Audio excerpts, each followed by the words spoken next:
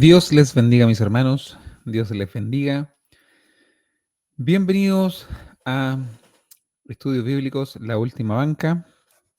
En esta ocasión, con la segunda parte de este estudio especial titulada Israel Escatología. ¿Ya?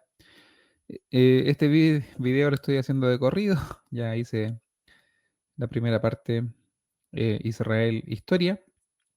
Así que si me ven un poco más cansado al leer y con la voz un poco más apagada, eh, ruego que me disculpen.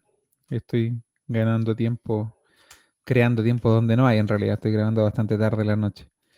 Em, la razón por la cual estoy haciendo este estudio, les decía en el video anterior, es debido a que vamos a entrar a estudiar los capítulos 23 y 24 del libro de Números, donde se da la bendición de Balaam sobre el pueblo de Israel. Entonces es muy probable que se den muchas discusiones en torno a eh, si se debe bendecir o maldecir al pueblo de Israel, y es muy fácil que entremos en los temas políticos actuales. Hace poco, muy poco, terminó, no del todo, porque todavía han habido un par de escaramuzas, una guerra de 2 años en, en la franja de Gaza, con muchos muertos, que comenzó con un atentado el 7 de octubre del 2023, muy terrible, que fue grabado y publicado por los mismos terroristas de Hamas. Entonces, eh, el panorama político está muy agitado. Entonces, justo en este contexto actual llega el libro, llega el estudio de los capítulos 23 y 24 del libro de Números. Entonces, por eso me interesaba entrar no directamente a la discusión política, porque encuentro que está muy caldeado el ánimo, tanto los que justifican todo lo que hace Israel, como también los que justifican todo lo que hace Hamas. Entonces, de lado y lado es imposible que se pongan de acuerdo y no hay posibilidad de diálogo. Así que no es mi intención entrar en esa discusión, que la encuentro un poco infructuosa, pero sí aportar con datos. En el capítulo pasado me enfoqué en el tema histórico, en cómo se ha fraguado hasta cierto punto el retorno de los judíos a esa tierra, a la luz o a los ojos de los pentecostales, del pentecostalismo temprano, de figuras del pentecostalismo como el mismo Pastor Hoover, cómo ellos interpretaron ese retorno mucho antes de la primera, o sea, mucho antes de los sucesos más álgidos del siglo XX, como fue la Segunda Guerra Mundial, el Holocausto nazi, el nacimiento del Estado de Israel, las primeras guerras, la guerra árabe del 48, la guerra de los 6 días del 67 y así. Mucho antes que pasara todo eso en esa zona y que se volviera el polvorín que es hoy en día, los pentecostales ya habían colocado su atención allá, y esos artículos compartí en el video anterior. En este video me quiero meter en el tema escatológico, eh, justamente porque tiene relevancia, creo yo. Quiero comentar antes de eso, sí, es que el expositor siento que fue bastante prudente acá. Como que como que evitó intencionalmente meterse en el tema de Israel de lleno, plantear la idea eh, abiertamente pro Estado de Israel, que es muy común en las iglesias pentecostales. Aunque la iglesia a la que pertenezco yo, si bien sí se ven símbolos judíos, como la menorá, el arca del pacto y cosas por el estilo, es muy común verlo en nuestros templos, no llegamos al punto de tener banderas. Hay iglesias pentecostales que tienen banderas del Estado de Israel, entonces ahí se confunden muchas cosas, creo yo. Quiero yo dejar en claro que si bien no tengo una postura típicamente progresista en estos días, donde se llega incluso a mirar, a ensalzar organizaciones terroristas, abiertamente terroristas como Hamas, y las blanquean y las presentan de una forma que ni siquiera ellos se quisieron presentar al mundo. Como les digo, lo que ocurrió el 7 de octubre del 2023, ellos mismos lo grabaron y lo compartieron. Entonces está ese extremo y está el otro extremo donde todo lo que es el Estado de Israel es correcto. Y el Estado de Israel es una organización política muy, o sea, es un mundo político muy complejo. Es la única democracia de Oriente Medio, eso es cierto, pero es muy complejo. Hay de todos los colores políticos, hay árabes, hay judíos en el Estado de Israel. La figura de Benjamín Netanyahu es muy polémica. Netanyahu es un animal político, muy hábil para sobrevivir antes de todo lo ocurrido del 7 de octubre en adelante del 2023. Estaba a punto de ser destituido. Entonces, hay muchas cosas que uno puede estar derechamente en desacuerdo con lo que hace el gobierno de Israel. Eh, se puede, se puede estar en desacuerdo con la guerra que está ocurriendo o se puede encontrar excesivo lo que hizo Israel después del ataque del 7 de octubre. Las opiniones pueden ser muy diversas y yo no tengo problema con eso. Entonces la discusión política es mucho más compleja y no es el objetivo de estos videos, ¿ya? Eso es lo que quiero dejar claro. Em, Creo que ambos extremos son dañinos, estos que glorifican a Hamas y también los que están dispuestos a justificar todo lo que haga el Estado de Israel. Creo que también es muy dañino. Em, y que se confunda esto con discusiones teológicas creo que es un error, ¿ya? Entonces la primera parte del primer video lo quise centrar en el desarrollo histórico de cómo los judíos llegaron a la tierra en la que habitan hoy, y especialmente visto a los ojos de los pentecostales tempranos. Eso era el objetivo del primer video. Y este segundo video se enfoca en discusiones escatológicas, que es parte de las cosas que miraron los pentecostales tempranos, o sea, los del pentecostalismo temprano, los pentecostales de primera hora, miraron en el retorno de los judíos a esa zona del mundo como una señal de los tiempos, como una señal de los tiempos finales, ¿ya? Así que más que nada, en esta lógica voy a entrar ahora a discutir todo para que sirva como un background en las discusiones que se van a dar eh, en las escuelas dominicales en los próximos meses, para los capítulos 23 y 24. Voy a grabar durante la semana posiblemente el capítulo 23 y quiero que esto esté como colchón, esta discusión histórica y esta discusión escatológica. ¿Ok? Eso es toda la intención que tengo detrás de grabar este par de videos. Sin extenderme más, vamos a entrar en la segunda parte de, de estos videos. Estoy muy cansado, con la voz muy cansada, así que voy a estar tomando más agua y comiendo miel, a ver si eso me ayuda.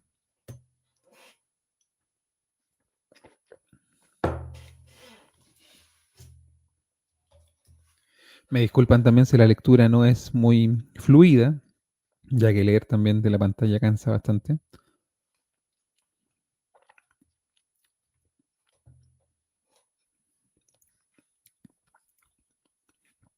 Comenzamos.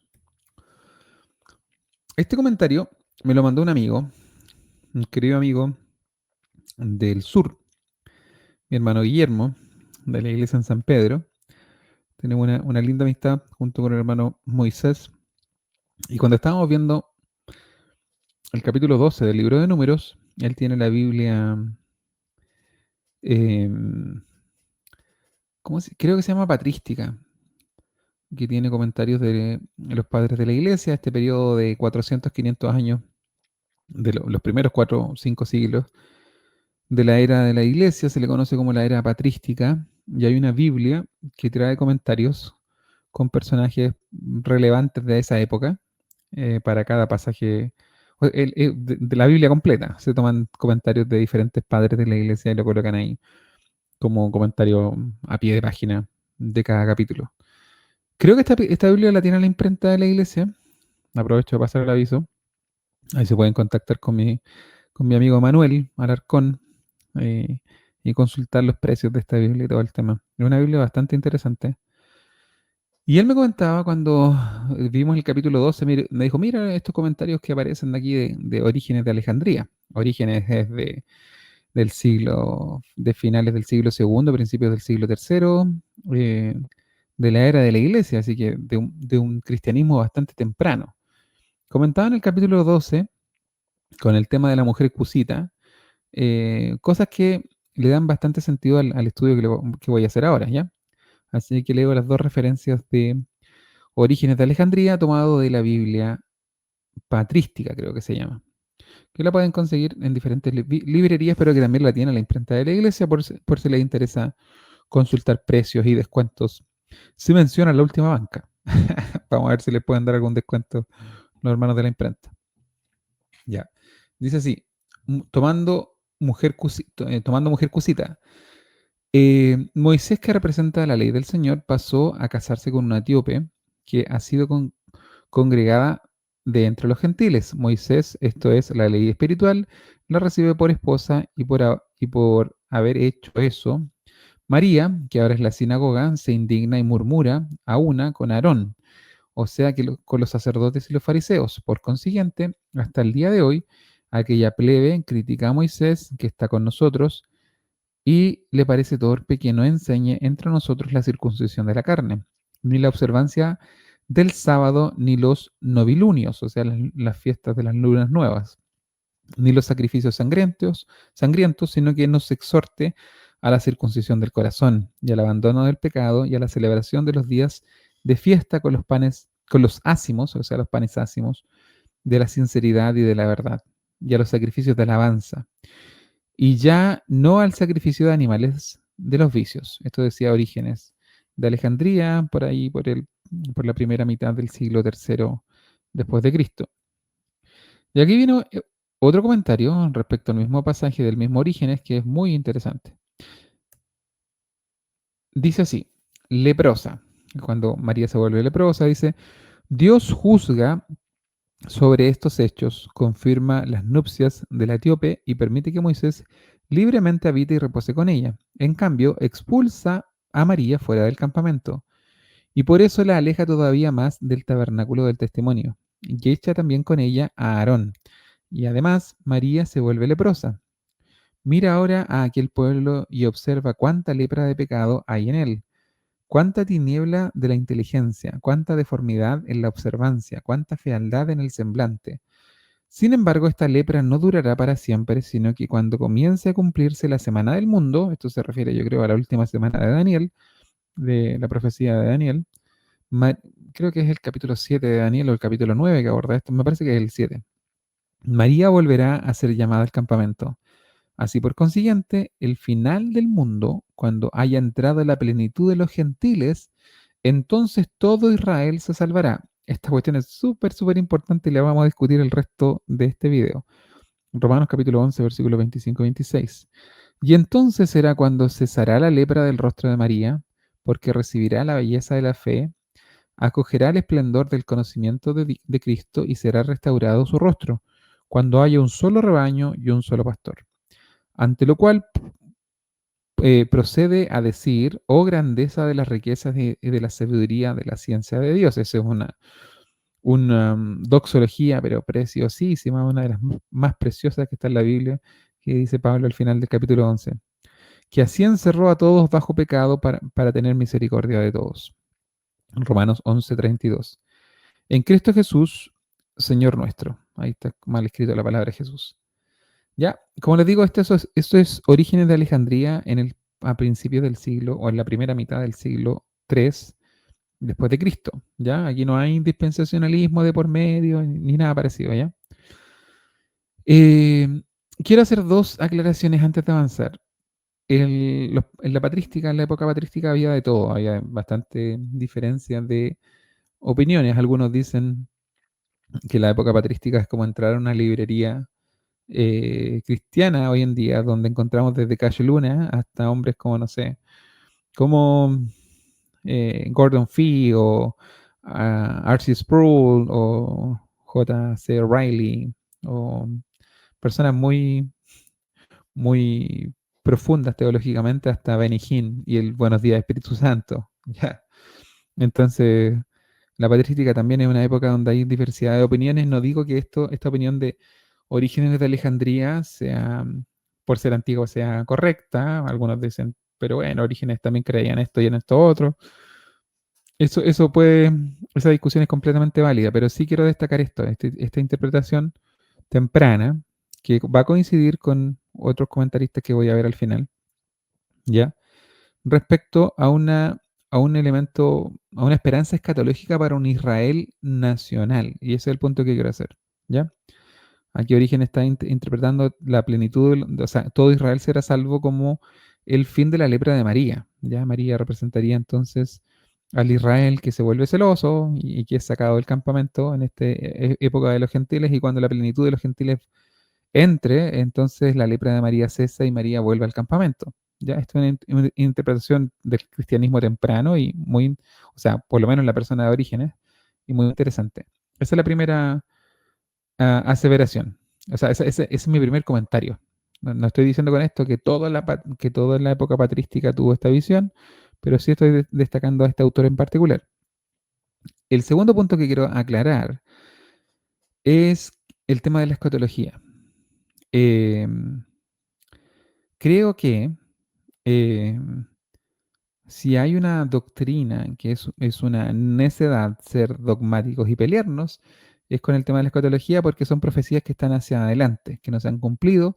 Así que es muy probable que nuestras certezas respecto a escatología se derrumben cuando se cumplan realmente los hechos. Yo siempre digo que en escatología hay tres certezas que son inamovibles y que creo que toda la cristiandad está de acuerdo, que es que Cristo vuelve, punto uno, pone fin al pecado, punto dos, y se establece definitivamente el reino eterno, punto tres.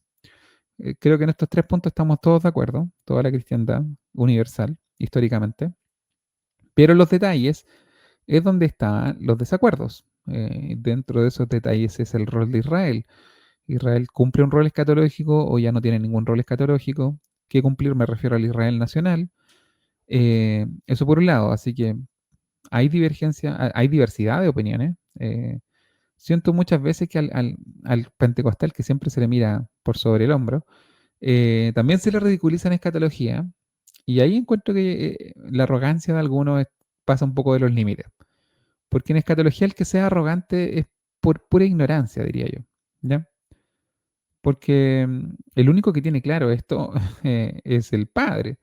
Estos secretos están reservados para el Padre en su sola potestad. Cuando los judíos le preguntan, los discípulos le preguntan a Jesús, ¿restaurarás el reino de Israel en este tiempo? Y Jesús le responde, no os corresponde a vosotros conocer los tiempos y las sazones que el Padre ha puesto en su sola potestad. Así que esta es la respuesta que hasta el día de hoy tenemos. Y todo aquel que se ha metido en temas escatológicos tratando de decir tal persona va a ser el anticristo, dentro de esos muchos chantes que andan por ahí en el mundo pentecostal, eh, y no quiero dar nombres para no ser malo con personas específicas, eh, terminan siendo avergonzados. Y todos los que se han metido en este tema y dando fechas del retorno de Cristo y que tal persona es el anticristo, terminan siendo avergonzados porque son misterios que le pertenecen únicamente al Señor.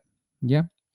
Dicho esto, sí también creo que la doctrina, o sea, la doctrina tocante a la escatología ha tenido un desarrollo histórico notable, especialmente en el último siglo, últimos 2 siglos quizás. Posiblemente creo yo también que en la época de la Reforma, por ejemplo, quizás no fue un tema donde colocaron tanto el acento. Eh, y si bien el siglo XVI, XVII fueron siglos de confesionalidad, donde se crearon eh, la Confesión de Habsburgo, por ejemplo, me refiero al cristianismo occidental, los 39 artículos de la fe anglicano, la Confesión de Westminster y así muchas otras, Confesión belga y varias más. Creo yo, por lo menos, por ejemplo, los 39 artículos anglicanos no entran en el tema de escatología.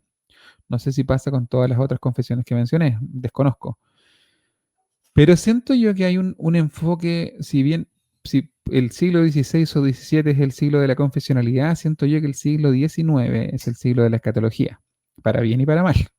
Nace en el siglo XIX el dispensacionalismo, eh, que rescata muchos elementos en temas escatológicos del premilenialismo histórico y agrega un elemento particular que es esta idea de que el retorno de Cristo se puede efectuar sin que usted participe en él.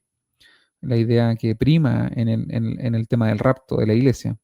Entonces el Cristo puede volver y usted se puede quedar. Esos elementos ya se ven en el Pastor Hoover, por ejemplo, como en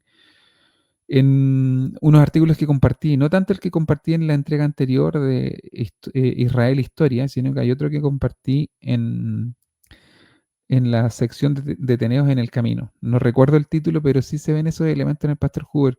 Había ya una influencia en él, no siendo dispensacional, creo yo, al 100%, pero sí había cierta influencia a la hora de evaluar el tema escatológico. Entonces, posible, en este siglo XIX también nacieron movimientos que cometieron tremendos errores y sectas, diría yo, abiertamente, como son los testigos de Jehová y los adventistas, que también se metieron en el tema escatológico, dieron fechas para el retorno de Cristo y fracasaron estrepitosamente, ¿ya?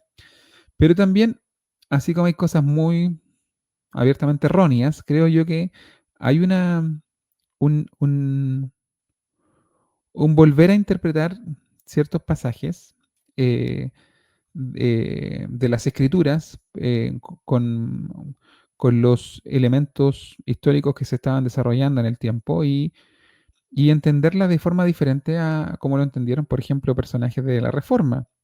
Aquí voy a hacer yo un contraste entre la opinión de Juan Calvino de pasajes de como son Romanos 9 al 11 y otro autor que también es calvinista, creo, que es Douglas Moo, que al interpretar el mismo pasaje con algunos siglos de diferencia, creo yo, desde el punto de vista personal, aquí pueden estar en desacuerdo conmigo con toda libertad, creo yo que tuvo más claridad que el reformador de Ginebra, ¿ya? Así que este tipo de cosas voy a estar comentando en las siguientes diapositivas. Entonces saltamos de este comentario de orígenes a los pasajes en los que me voy a centrar de aquí en adelante. El primero son algunos versículos de la carta de Pablo a los Romanos en el capítulo 9.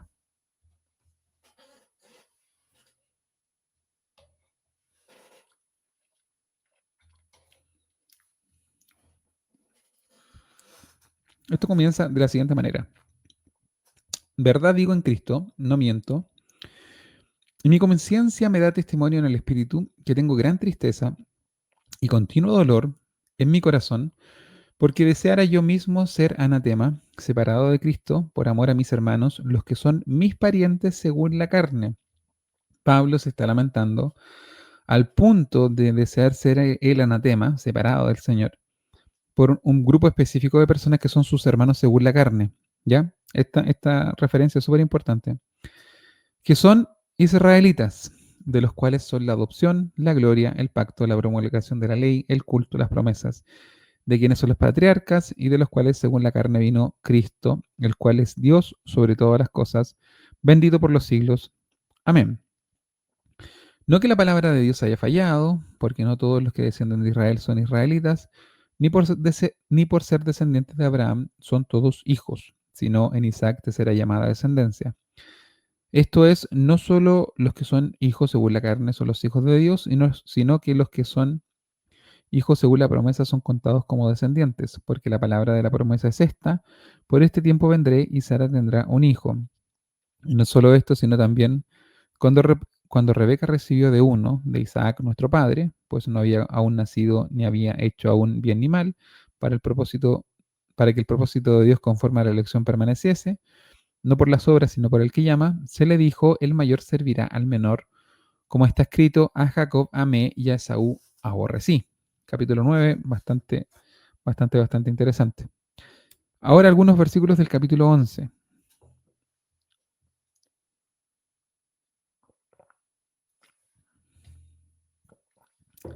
Dice, porque no quiero, hermanos, que ignoréis este misterio, para que no seáis arrogantes en cuanto a vosotros mismos. Pablo le está escribiendo a una iglesia gentil, en Roma, principalmente gentil, ¿ya?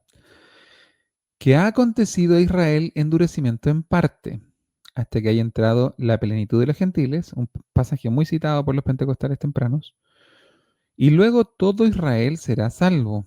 Como está escrito, vendrá de Sión el libertador que apartará de Jacob la impiedad, y este será mi pacto con ellos cuando yo quite sus pecados.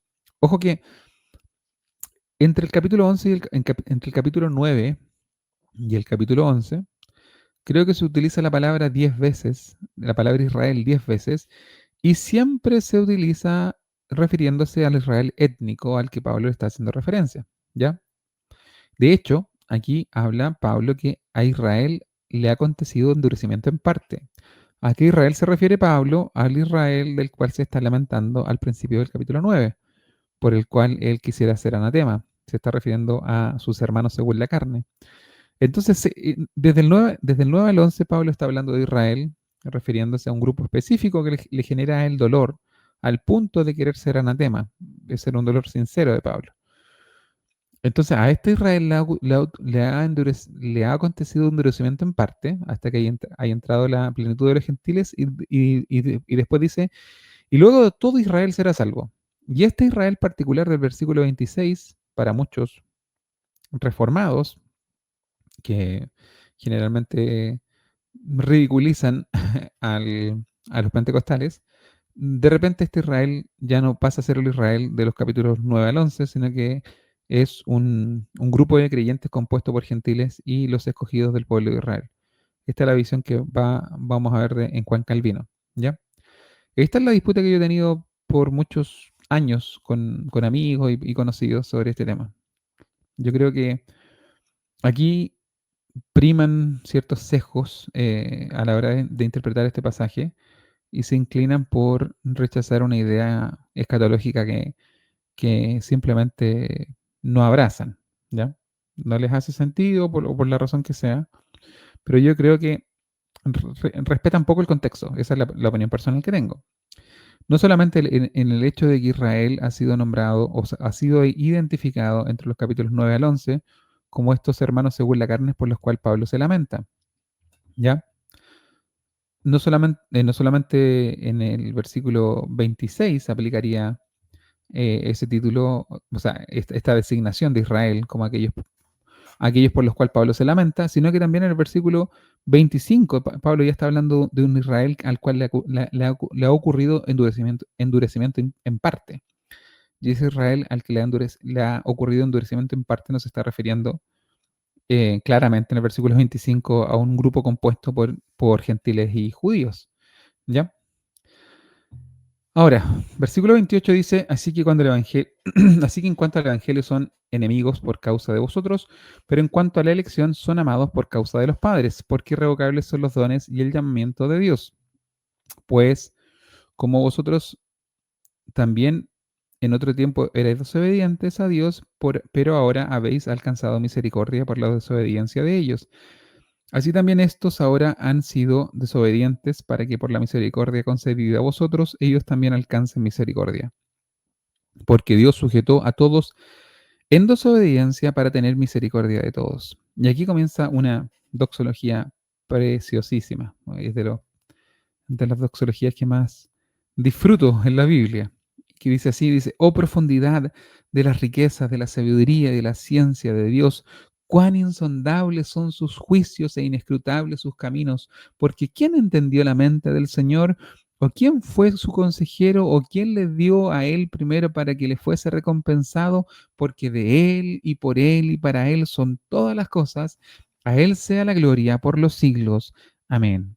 Entonces, yo siempre me he preguntado lo mismo, ¿cómo pasamos de un Pablo que quiere ser anatema, o que desearía él ser un anatema a causa del dolor que le generan sus parientes según la carne, que son israelitas, que son la adopción, que son la gloria, que son el pacto, que son la promulgación de la ley, el culto y las promesas? ¿Cómo pasa Pablo de esta gran tristeza a este cántico de alabanza precioso de los versículos 33 al 36?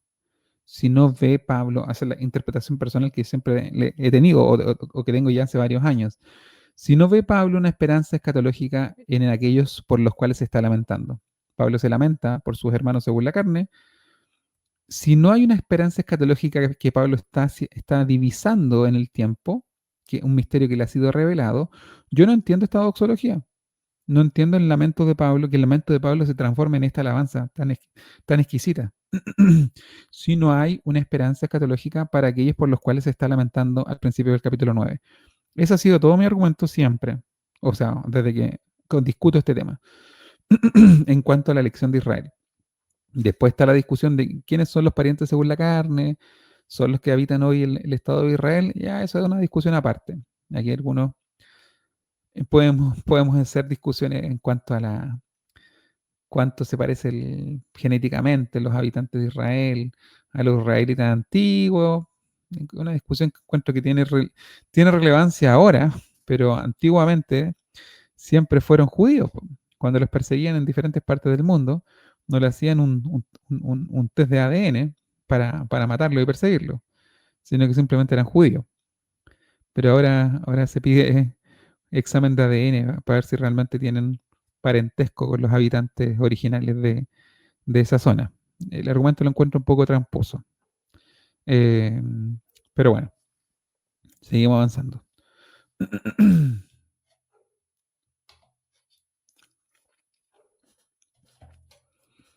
Rescato ahora un par de comentarios bíblicos. El primero es Juan Calvino, obviamente tomado de su comentario bíblico de la Carta de los Romanos. Estos son comentarios muy extensos que me cuesta elegir un párrafo puntual para compartir. Lo mismo el siguiente autor, Douglas Moo, tiene un comentario romano muy, muy interesante también, pero muy extenso, entonces me cuesta entrar en la profundidad a la que ellos llegan, por lo que yo simplemente me limito a compartir algunos párrafos para abrirles el apetito y que ustedes busquen estos comentarios y los estudien por su cuenta. Si llegan a conclusiones diferentes a las mías, libertad absoluta. O sea, yo no estoy planeando ser dogmático así duro, sobre todo en el tema escatológico. Si hay un área en la que yo evito o trato en lo posible de no ser dogmático duro, es precisamente en la escatología. ¿Ya? Dice Juan Calvino en Romanos 9, dice, porque deseara yo mismo ser apartado de Cristo por mis hermanos. En esta frase hay más aún porque el añadir una palabra no se refiere a una ruina temporal, sino a la muerte eterna, agregando de Cristo, hace alusión a la palabra griega anatema, traducida por separado, porque procede del verbo separar. ¿Y qué significa estar separado de Cristo sino ser excluido de toda la esperanza de salvación? Era por tanto una evidente señal de ardiente caridad de San Pablo al llegar hasta este punto, deseando para sí la condenación que amenazaba a los judíos para librarles de ella. O sea, Pablo se está lamentando por los judíos, que son mis parientes según la carne. Es la frase que está comentando Juan Calvino ahora. Aunque no indican nada nuevo, tienen, sin embargo, su valor para amplificar el asunto. Para que no parezca que San Pablo se alegra de poder encontrar alguna oportunidad de queja contra los judíos, dice que él siente los afectos naturales humanos hasta el punto de experimentar una gran amargura y conmoverse mucho por la horrible perdición de quienes son su propia carne. Por otra parte, como era preciso que el Evangelio del cual él es un heraldo fuese anunciado desde Sion a todo el mundo, no sin razón insiste en describir con términos muy diversos las alabanzas de su nación. ¿Ya? Que son israelitas, dice, también comenta Juan Calvino, siguiendo en el capítulo 9. Ahora dice claramente la razón por la cual la ruina de este pueblo tanto la atormentaba, hasta el punto de querer rescatarlo a costa de su propia condenación, simplemente porque se trataba de israelitas, las palabras de las cuales están puestas en lugar del porqué. Las palabras de los cuales están puestas en lugar de porqué. Esta misma angustia atormentó a Moisés. Bien interesante el paralelo que hace aquí Juan Calvino. Esta misma angustia atormentó a Moisés cuando llegó a desear ser borrado del libro de la vida, con tal de que la raza sagrada y elegida de Abraham no quedase reducida a polvo. Además de este afecto humano, el apóstol enumera todavía otras razones de mayor importancia que lo obligan a amar a los judíos. O sea, aquí Juan Calvino está claramente diciendo que en el capítulo 9, sin ninguna duda, Pablo se está refiriendo a sus hermanos según la carne. Y entre ellas la de que el Señor les había encumbrado privilegiadamente separándoles de los demás pueblos. Tales títulos de honor son testimonio del amor divino, porque a nadie nos referimos en términos tan honorables si no los amamos, aunque los judíos, a pesar de su ingratitud, fuesen célebres por estos dones de Dios, aún no mereciéndolos, no por eso deja el apóstol de estimarlos mucho. ¿Ok? Estos son los comentarios de Juan Calvino entonces al capítulo 9. Es muchísimo más extenso, pero yo simplemente rescaté algunos párrafos. Claramente Juan Calvino está diciendo, aquí Pablo se lamenta por sus hermanos según la carne. ¿Ya? Ahora, en el capítulo 11, este comentario que estoy rescatando es la opinión más común dentro del mundo reformado. No de todos, pero es muy común escuchar este argumento que voy a leer ahora de Juan Calvino. Y luego todo Israel será salvo. Muchos creen que esta palabra se refiere al pueblo judío, como si San Pablo dijese que la religión de éste sería restablecida como antes. Pero yo creo que esta palabra Israel indica todo el pueblo de Dios. Esta es la típica interpretación reformada. Varios hermanos y amigos me han dado justamente este mismo argumento. Después que los paganos hayan entrado, entonces los judíos, apartándose de su rebeldía, se unirán en obediencia a la fe y de esta manera se cumplirá la salvación de Israel, del Israel de Dios, el cual debe congregar a todos. Posiblemente los judíos ocuparán en él el primer lugar por ser hijos mayores de la casa de Dios. Esta exposición me ha parecido más conveniente por una razón, porque San Pablo ha hecho aquí alusión a la consumación y perfección del reino de Cristo, el cual no se limita solamente a los judíos, sino que comprende a todo el mundo. Por eso, siguiendo este modo de hablar, en Gálatas 6:16, él llama Israel de Dios a la iglesia integrada por judíos y paganos, completamente unidos en oposición a los hijos carnales de Abraham que se habían apartado de la fe de éste, es decir, al pueblo seleccionado de la dispersión. ¿Ya? Ese es el argumento que Juan Calvino utiliza, lo une a la lógica que está utilizando Pablo en Gálatas, en el libro de Gálatas. ¿Ya? Aunque, aún así, aunque está el todo Israel que está interpretando Juan Calvino, eh, también incluye a israelitas a judíos que se vuelven o se apartan de la rebeldía, ¿ya?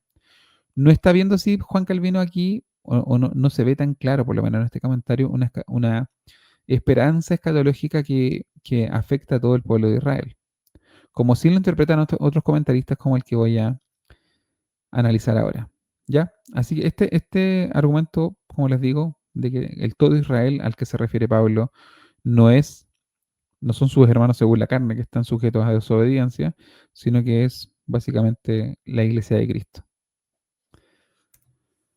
Vamos a pasar ahora a revisar esto mucho más extenso. Es el comentario de Douglas Moo, tengo varios párrafos de él. Voy a rescatar algunos párrafos del capítulo 9 y algunos párrafos del capítulo 11. Como les digo, esto simplemente para abrir el apetito, que vayan a los libros, a los comentarios bíblicos que se los puedan conseguir, comprar, no sé. eh, y puedan ir al fondo de la discusión. Aquí yo simplemente rescato algunos párrafos.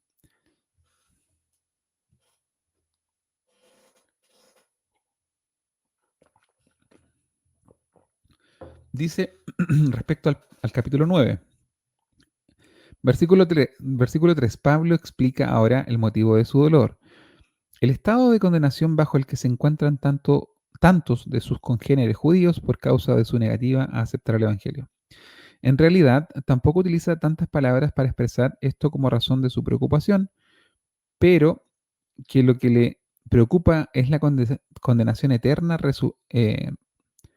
pero que, lo, pero que lo que le preocupa es la condenación eterna, resulta evidente de su deseo de ser anatema, separado de Cristo, por amor de sus congéneres judíos.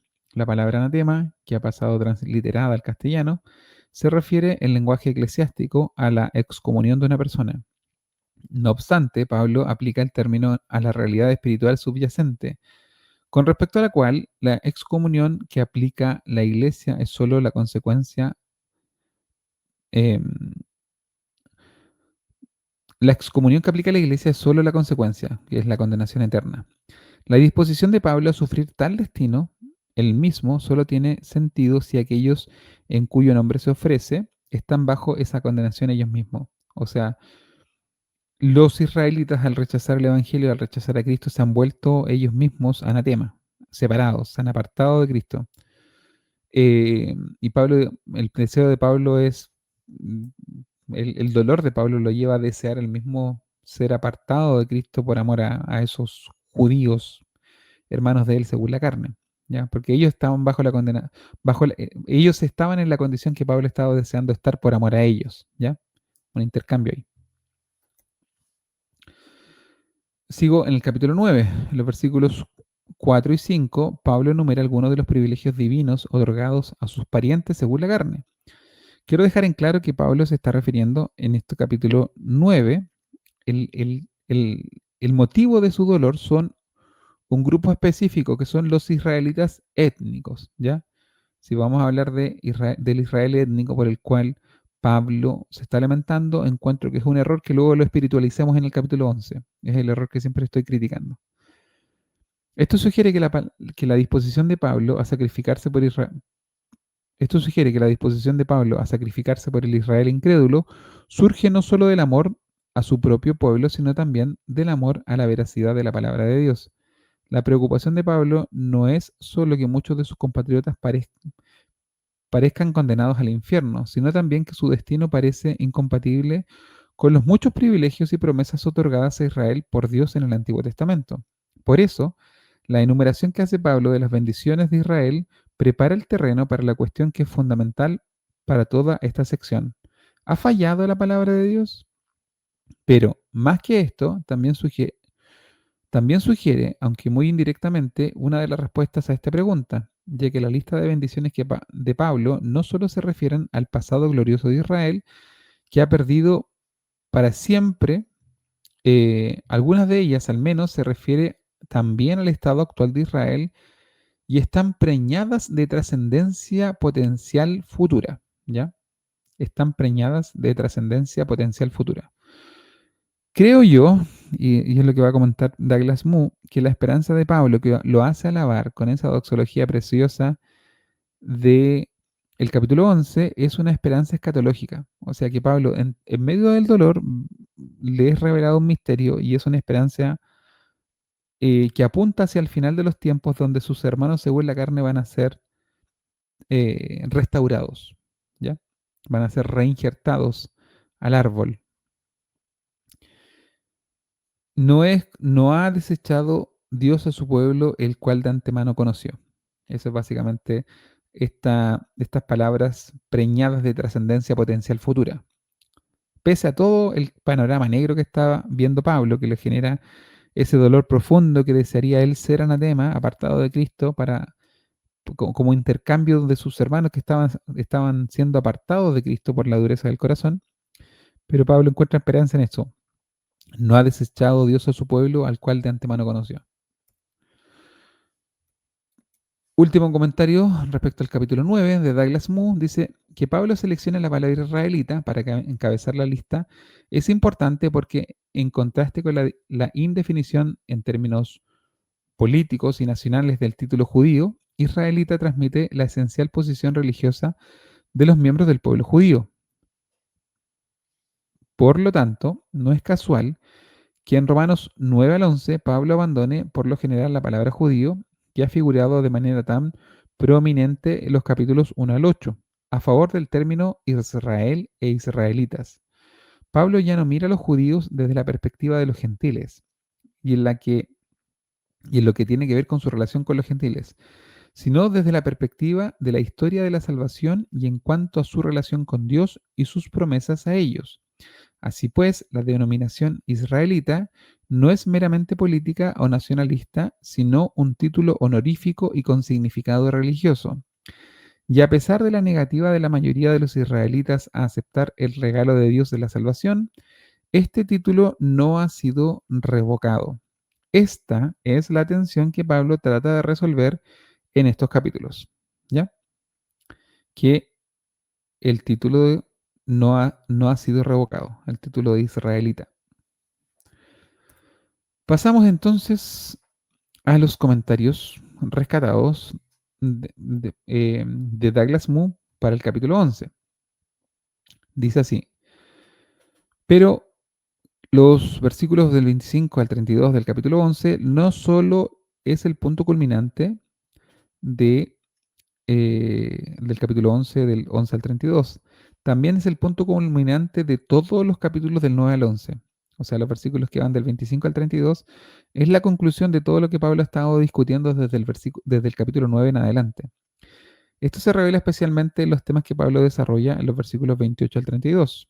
Aquí encontramos yuxtapuestos, hace rato que no me encontraba con esta palabra, dos factores aparentemente contradictorios que dan lugar a la línea de razonamiento de este capítulo. La actual relación hostil de Israel con Dios y las promesas explícitas e irrevocables de Dios a Israel. Pablo sugiere que la solución a esta tensión se encuentra en una comprensión más profunda dada por Dios, un misterio, respecto a la forma en que obran los propósitos de Dios en la historia de la salvación. La hostilidad actual de Israel hacia Dios, manifestada en su rechazo general al Evangelio, forma parte del plan de Dios porque es el resultado de la obra de Dios de endurecimiento. Pero este endurecimiento es limitado y temporal, diseñado para permitir que los gentiles hayan entrado y para estimular al propio Israel al arrepentimiento. Es por medio de este proceso histórico salvífico cómo se manifiesta la fidelidad de Dios a sus promesas a Israel.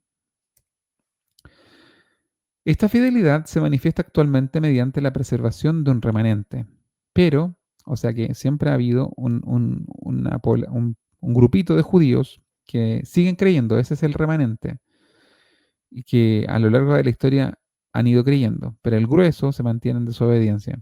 De hecho, la iglesia comienza con puros judíos.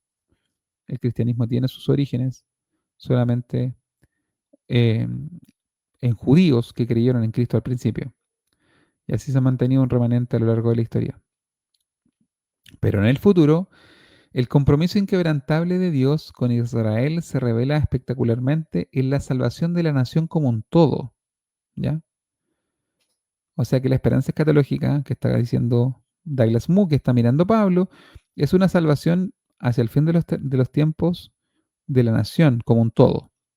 Al mismo tiempo, al mismo tiempo, sugiere Pablo, esta salvación de Israel en los últimos días reivindicará la imparcialidad de Dios, ya que el actual endurecimiento de Israel podría sugerir un desequilibrio en la forma que tiene Dios de tratar a los distintos grupos étnicos, como si prefiriera a los gentiles por encima de los judíos. El día final, sin embargo, revelará que Dios ha tratado a todos por igual, encerrando a todos en desobediencia, a los cuales a los gentiles antes de Cristo, a los judíos desde la venida de Cristo. O sea que antes de la primera venida, el trato de Dios había sido principalmente con los judíos, dejando a los gentiles en desobediencia. Después de la venida de Cristo, fueron sujetados los judíos a desobediencia para Dios tratar con los gentiles. Eso es lo que está interpretando acá el autor, para que Él pudiera tener misericordia de todos. O sea que Dios sujeta a desobediencia a todos para luego también tener misericordia de todos. Eh, de los gentiles en la época actual y de los judíos, compensando su escaso número actual, en un gran número al final de los tiempos, ¿ya? O sea que el avivamiento que se está esperando, avivamiento en el sentido de un retorno nacional de Israel a Dios, Pablo y el comentarista, o sea, el comentarista plantea que Pablo lo ve como una esperanza para el final de los tiempos. Por eso siempre estoy diciendo que es una esperanza escatológica, ¿ya? Y aquí viene la gran discusión en la que han entrado todo el mundo. Pero, ¿qué es el todo Israel destinado a ser salvo? Esa pregunta. Voy a hacer una pausa para que lo mediten.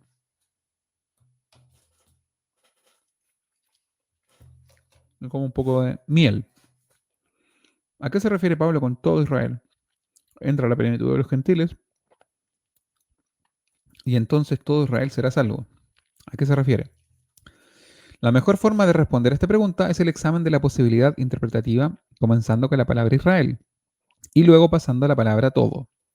El uso paulino hace posible definir a Israel como Israel. Tenemos tres posibilidades. Como la comunidad de los elegidos, que incluye tanto a judíos como a gentiles, que esa era la interpretación que le da Juan Calvino. La comunidad de los elegidos, que incluye disculpen, la nación de Israel, que es la segunda opción, y la tercera opción serían los elegidos dentro de Israel.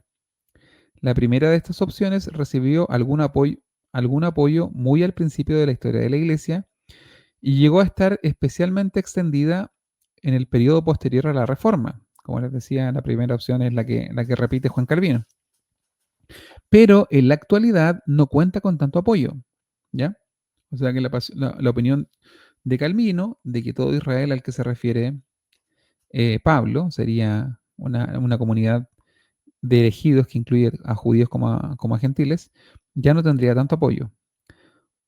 Y aquí es lo que yo decía, Pablo ha utilizado el término Israel 10 veces en lo que va de Romanos 9 al 11, y cada una de ellas se refiere al Israel étnico. O sea, Pablo, del capítulo 9 al capítulo 11, ha utilizado la palabra o el término Israel 10 veces y siempre se refiere al Israel étnico. Entonces, que ahora mágicamente en el versículo 26 se refiere a otro grupo que esté apuntando a, a una definición más cercana a lo que Pablo habla en Gálatas, es un poquito caprichoso y no respeta el contexto de los capítulos 9 al 11. ¿Ya? Eso lo digo yo, lo creo yo. Este es claramente el significado entonces del término del versículo 25. Si Pablo utilizó este término 10 veces, de los capítulos 9 al 11, ¿por qué ahora en el versículo 25 en particular iría a cambiar el significado? Que es cuando dice que a Israel le ocurrió endurecimiento en parte. Ahora, en el versículo 26 tampoco cambia, que es el versículo que está bajo disputa. Y un cambio desde este sentido étnico a uno puramente religioso en el versículo 26 es poco probable, ¿ya? Sin embargo, hay otro factor que es más perjudicial para la idea de que Pablo utiliza Israel en el versículo 26 para referirse a la iglesia en general. Y es el propósito exhortativo de Romanos 11, de los versículos 11 al 32. Como que no entra dentro del propósito de exhortación que Pablo está utilizando en estos versículos. ¿Ya? La idea de que ese Israel, particularmente del versículo 26, no sea el Israel del resto de los versículos del capítulo 9, 10 y 11. ¿Ya? Entonces, ¿qué significa el énfasis de Pablo en que será toda la nación de Israel la que será salva? Unos pocos eruditos han insistido en que esto se refiere a la salvación de todos y cada uno de los judíos, pero Pablo escribe todo Israel, no todos los israelitas, y la diferencia es importante. Todo Israel, como demuestra el Antiguo Testamento y las fuentes judías, tiene una trascendencia comunitaria, en referencia a la nación en su conjunto, y no cada individuo que forma parte de la nación. Una cuestión más difícil es saber si todo Israel se refiere a la nación en su conjunto, tal y como ha existido a lo largo de la historia, sentido diacrónico, como existe en un momento dado de la historia, sentido sincrónico. A favor del primero está el todo, que sería difícilmente justificable si Pablo tuviese solo en mente a la nación en un momento del tiempo, con exclusión de los muchos millones de judíos que han vivido en otras épocas. Sin embargo, el uso de la expresión todo Israel y la perspectiva desde la que escribe el apóstol favorece un sentido sincrónico. Posiblemente no entendieron nada, porque lo leí rápido. Pero ¿a qué se refiere con esto? Este todo Israel se está refiriendo a todos los israelitas que han existido a lo largo de la historia. Ese sería un sentido diacrónico. Y el sentido sincrónico sería el todo Israel que vive en un momento de la historia. ¿Ya? Una cosa es que Pablo se refiera en el versículo 26 con todo Israel a todos los israelitas que vivieron desde Jacob en adelante. ¿Ya? Todos los que descienden de Jacob, que nacieron desde Jacob en adelante hasta el fin de los tiempos, todo eso es el todo Israel al que se refiere Pablo y todo eso tienen que ser salvos sí o sí. Ese sería un sentido diacrónico. Ahora, un sentido sincrónico sería un todo Israel que vive en un momento puntual de la historia. Y esa sería, por ejemplo, la idea de la esperanza escatológica. Todos aquellos israelitas que viven en el momento del retorno de Cristo, de la segunda venida, serán salvos. Esa sería una salvación para un todo que vive en un momento particular. Entonces sería toda la comunidad de Israel que vive en el momento particular del retorno de Cristo en su segunda venida. Ese sería un sentido diacrónico. Y eso va más de la mano con la idea de una esperanza escatológica de restauración de Israel hacia el final de los tiempos. No sé si se entiende.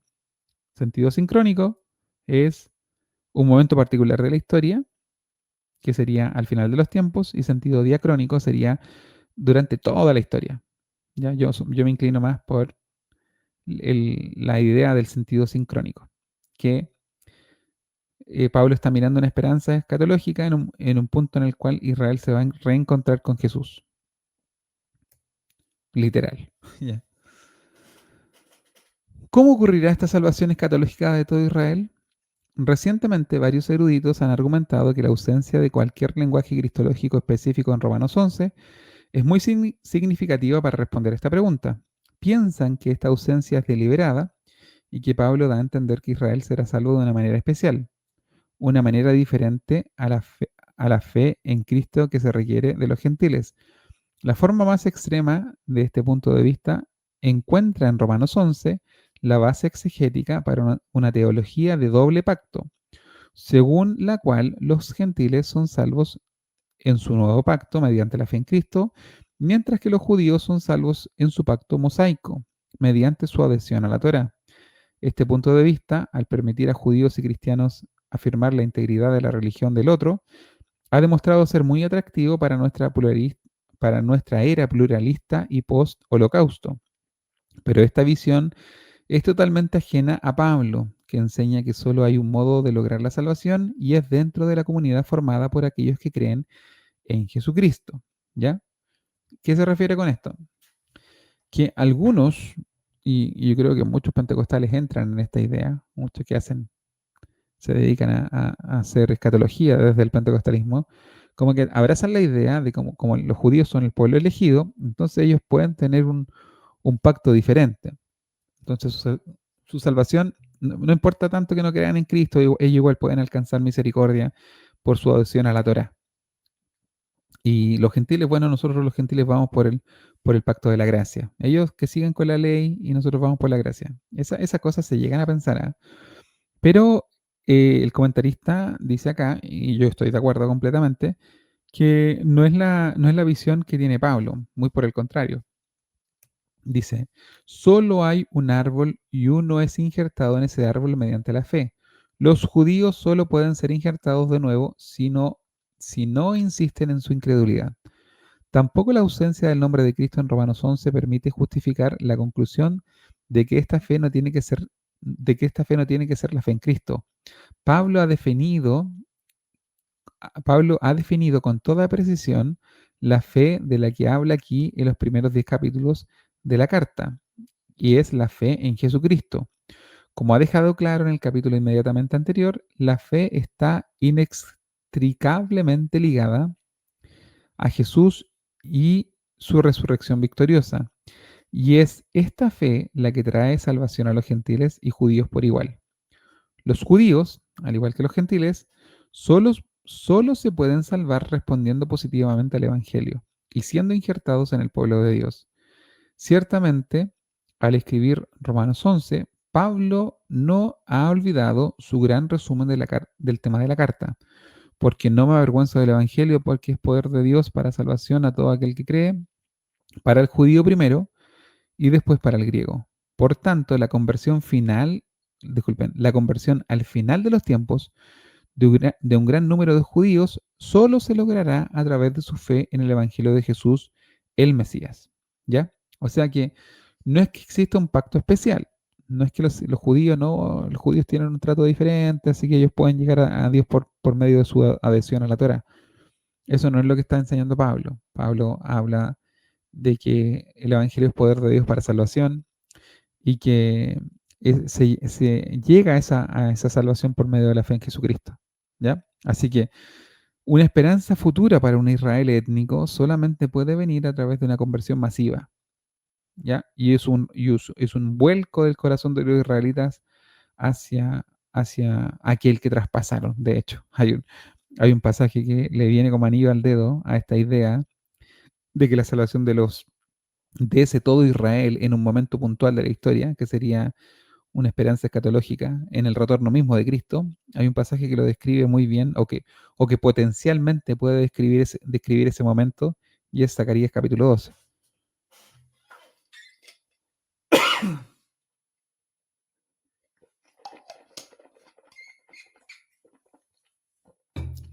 Si un Israel nacional va a ser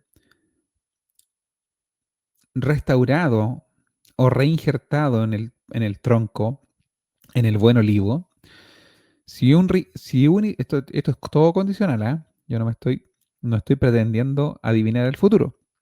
Son misterios que le pertenecen a Dios.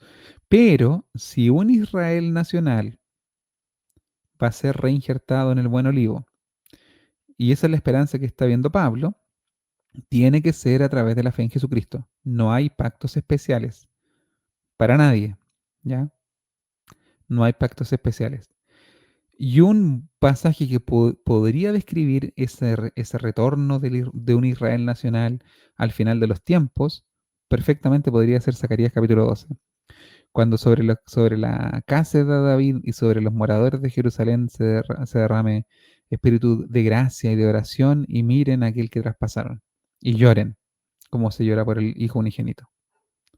Así que Zacarías 2 entraría perfecto en esta necesidad de arrepentimiento que anteceda a la reinserción de los judíos al buen olivo, que sea reinjertado.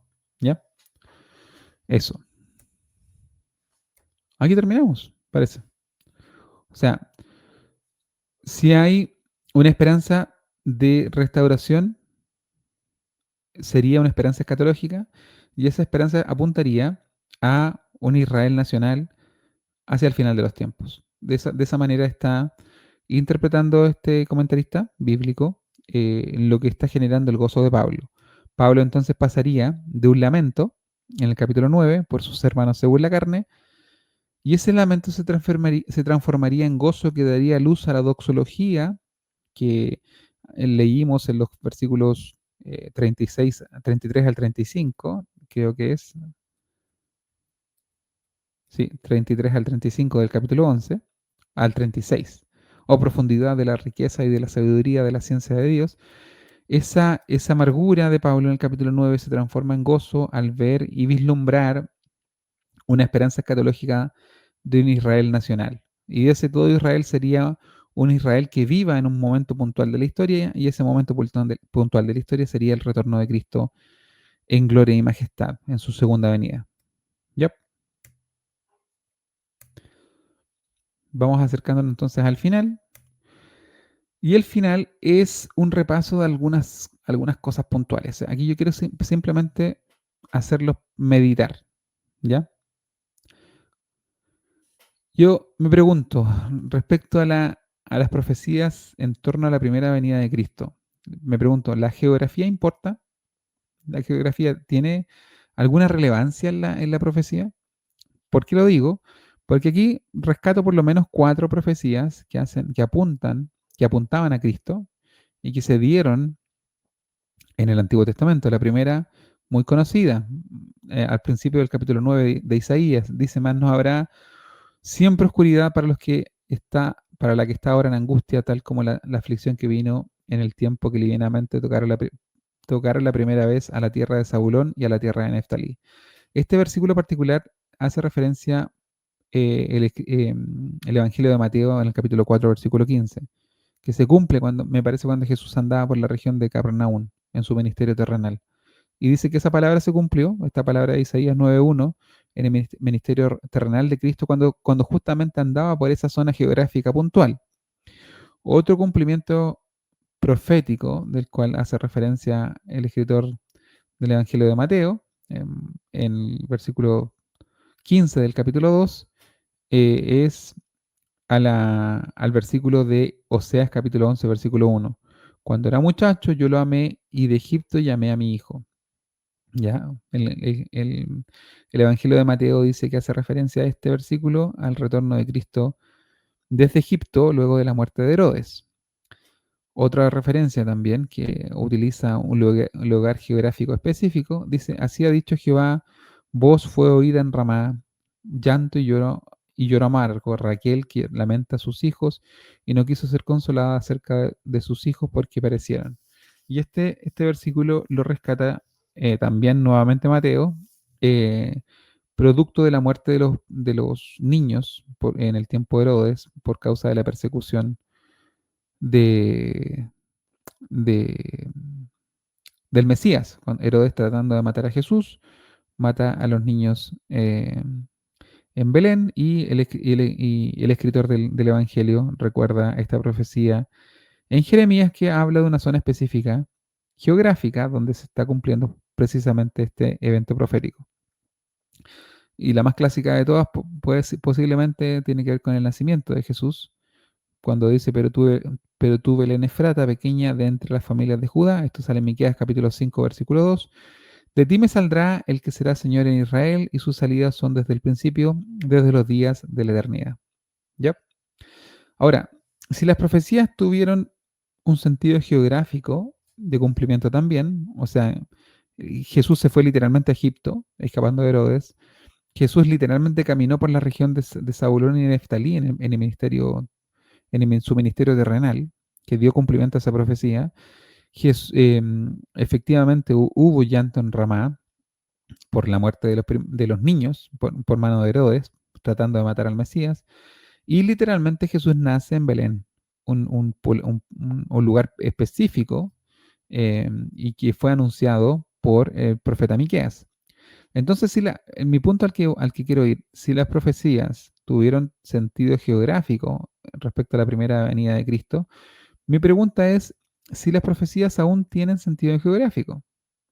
O sea, ¿tiene sentido que una nación puntual haya sido restaurada, que se identifique como judío, que se han identificado de esta manera a lo largo de los siglos, que no se han perdido en la historia? A lo que hoy el judío siempre fue reconocido y fue perseguido también.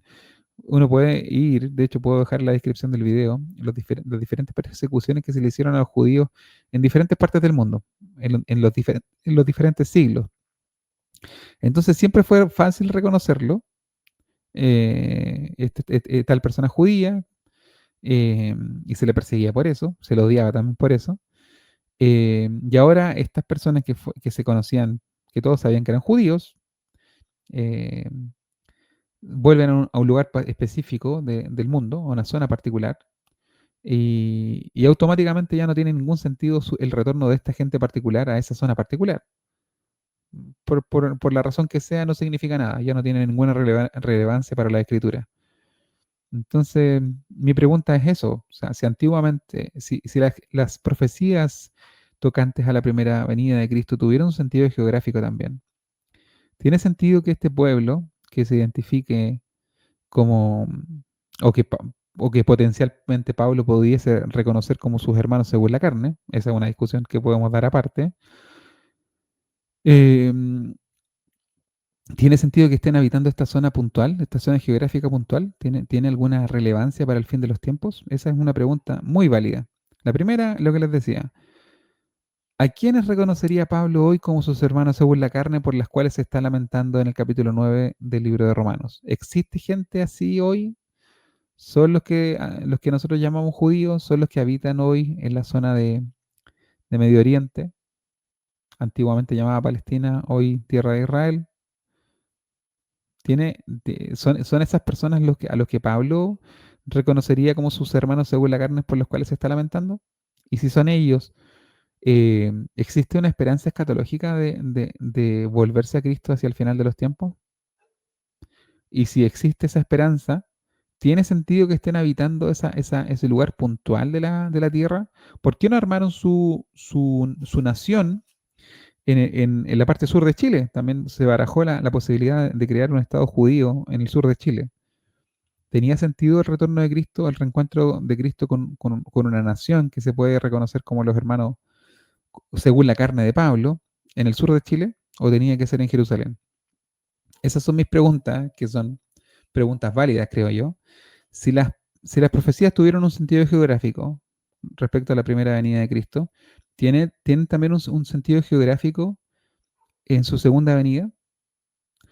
Aquí dice Zacarías capítulo 12, versículos 8 al 10. En aquel día Jehová defenderá al morador de Jerusalén. Al que entre ellos fuere débil, en aquel tiempo será como David, y la casa de David como Dios, como el ángel de Jehová delante de ellos. Y en aquel día yo procuraré destruir a todas las naciones que vinieren contra Jerusalén, y derramaré sobre la casa de David y sobre los moradores de Jerusalén, o sea, Jerusalén como la capital de esta nación, espíritu de gracia y de oración, y mirarán a mí a quien traspasaron, y llorarán como se llora por hijo unigénito, afligiéndose por él como quien se aflige por el primogénito. Está describiendo Zacarías un evento futuro de reencuentro de Jesús con aquellos que habían sido endurecidos en parte. Es este el retorno de los corazones de Israel hacia su Mesías. Representa la salvación de todo Israel cuando haya entrado la plenitud de los gentiles, entonces todo Israel será salvo. ¿Es acaso los versículos 8, 9 y 10 de Zacarías 12 lo que están describiendo esto? ¿Es este evento particular el que está viendo Pablo hacia el futuro y que le está generando el gozo que se ve reflejado en los versículos 33 al 36 de Romanos capítulo 11? Estas son preguntas súper válidas, súper válida. No estoy diciendo que estos van a ser los acontecimientos tal cual, porque son profecías hacia el futuro, que no se han cumplido. Pero es una postura que tiene validez para mí. No es la postura por excelencia y no voy a ser dogmático con esto, pero por lo menos para mí tiene sentido. Por lo menos para mí tiene sentido. Y no necesito tener una menorá, no necesito andar con un chofar, no necesito ponerme una equipa, no necesito hacer nada de lo que hacen los pentecostales, que lo encuentro un poco excesivo, para tener esta idea, ¿ya? No necesito estar de acuerdo, no necesito estar de acuerdo con todo lo que hace el Estado de Israel, que es una entidad política, para creer que esto que está describiendo Zacarías es posible y que esté describiendo un evento futuro que va a ocurrir en esa zona particular del mundo. No sé si me entienden el punto. Y voy a otra profecía, Zacarías capítulo 2, 14. Después saldrá Jehová y peleará con aquellas naciones como peleó en el día de la batalla, y se afirmarán sus pies en aquel día sobre el monte de los olivos, que está enfrente de Jerusalén al oriente, y el monte de los olivos se partirá por en medio, hacia el oriente y hacia el occidente, haciendo un valle muy grande, y la mitad del monte se apartará hacia el norte y la otra mitad hacia el sur. ¿Va a ocurrir esto de forma literal? ¿Tiene un sentido, ¿tiene un sentido geográfico la profecía en este punto? ¿Por qué lo digo? Porque de este mismo monte fue alzado Jesús en su, en su retorno al cielo, capítulo 1 del libro de los Hechos. Y habiendo dicho estas cosas, viendo ellos, fue alzado y le recibió una nube que le ocultó de sus ojos.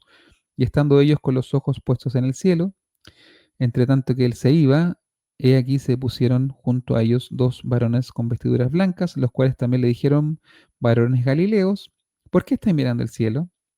Este mismo Jesús que ha sido tomado de vosotros al cielo, así vendrá como lo habéis visto ir al cielo. Entonces volvieron a Jerusalén desde el monte que se llama el Olivar, el cual está cerca de Jerusalén, camino de un día de reposo. ¿Ya? ¿Ascendió Jesús desde el monte de los olivos? ¿Va a volver específicamente al mismo punto, según lo que está diciendo Zacarías? Son preguntas que quedan abiertas. Vuelvo al punto, no pretendo ser dogmático, pero sí me interesa defender a mis hermanos pentecostales del ninguneo que muchas veces son objeto. No estoy defendiendo a los que andan, a los que tienen banderas de Israel en sus templos, que lo encuentro un poquito excesivo, pero a los que miran en los eventos históricos de el renacimiento de un Estado nacional israelita, eh, que trajo judíos de todo el mundo a poblar esa zona, que ocurrió en el siglo pasado, en el siglo XX, siglo pasado, y que muchos pentecostales lo vieron como el cumplimiento profético, y posiblemente tengan razón. ¿Quién sabe? Quizás tiene sentido que aquellos que posiblemente puedan ser identificados como los hermanos según la carne de Pablo vuelvan a esa zona del mundo para el fin de los tiempos. No ocurrió por casi 2000 años. Entonces, los reformadores como Calvino no tenían forma de saber que esto iba a ocurrir, porque ocurrió 400 años después que él vivió, 300, 400 años después que él vivió.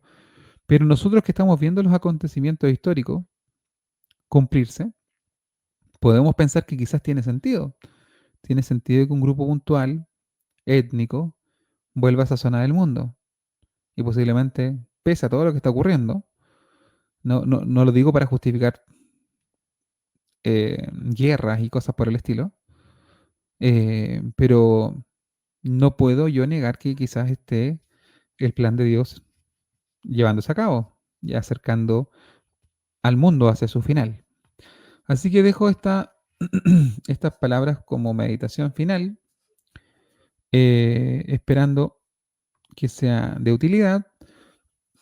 Yo sé que a los pentecostales les gusta el tema escatológico y no me gusta entrar mucho en esto porque es muy fácil entrar en la especulación, pero tomando estos versículos como guía, podemos hacernos preguntas. Yo creo que eso es bastante válido. Podemos preguntarnos si esto ocurrirá de esta manera. Lo sabremos el día que tengan cumplimiento esta profecía.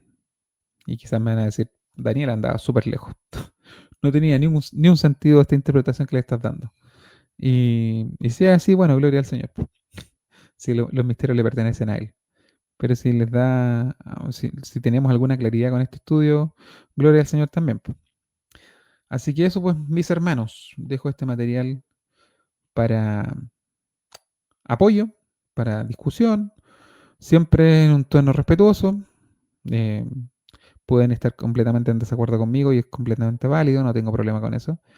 Y que sirva de piso, que sirva de colchón para lo que van a ser las discusiones de los capítulos 23 y 24 del libro de Números. Así que hasta aquí dejo esta entrega y nos vemos en una próxima ocasión.